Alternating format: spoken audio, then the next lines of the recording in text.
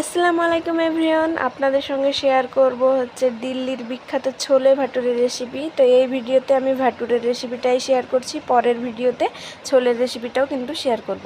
এখানে আমি বেশ কিছুটা পরিমাণ নিয়ে নিয়েছিলাম ময়দাতে দিয়ে দিলাম হচ্ছে পরিমাণ মতো বেকিং সোডা, নুন, চিনি, তেল এবং কিছুটা পরিমাণের টক দইও দিয়েছিলাম। সন্ধেবেলায় ভিডিও করায় ভিডিওর কোয়ালিটি একটু অন্ধকার আসছে। একটা রিং লাইট নিয়েছিলাম কিন্তু সেটা খারাপ আসায় ফেরত দিতে হয়েছে। সঙ্গে থাকুন, ভিডিওর কোয়ালিটি আগামীতে ইনশাল্লাহ আরও ভালো হবে। তো দেখতে পাচ্ছেন সমস্ত উপাদান কিন্তু আমি একে একে এখানে দিয়ে দিয়েছি এবং ময়দাটিকে ভালোভাবে এই সমস্ত উপাদান দিয়ে কিন্তু মাখিয়ে নিতে হবে।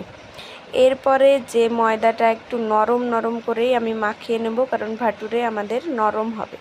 তারপরে কিছুটা সময়ের জন্য ভাটুরে ডোটাকে আমরা উপর থেকে তেল দিয়ে একদম রেখে দিয়েছিলাম কিছু সময়ের জন্য। আর দেখতেই পাচ্ছেন এই রকম হবে কিন্তু একদম নরম।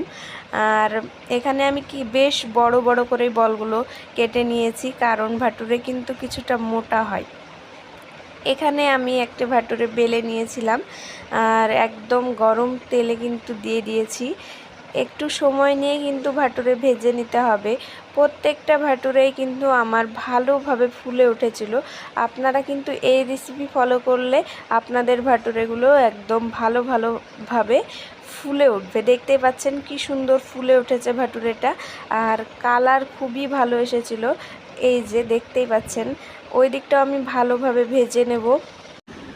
নতুন রান্না করতে এবং খেতে কিন্তু আমার খুবই ভালো লাগে, সেই জন্যই কিছু মানুষ আমাকে বলেছে যে তোমার রান্নার ভিডিও করেও কিন্তু তুমি ছাড়তে পারো সোশ্যাল মিডিয়াতে। তো সেই থেকে আমার এই রান্নার ভিডিও করা, কিছুদিন থেকে আমি এই রান্নার ভিডিও শুরু করেছি তাদের কথা অনুযায়ী। তো দেখতেই পাচ্ছেন সব ভাটুরেগুলোই কিন্তু এভাবে ফুলে উঠেছিল এবং দারুণ হয়েছিল খেতে, বেশ নরম আর গরম। এভাবে কিন্তু আপনারাও বাড়িতে ট্রাই করবেন।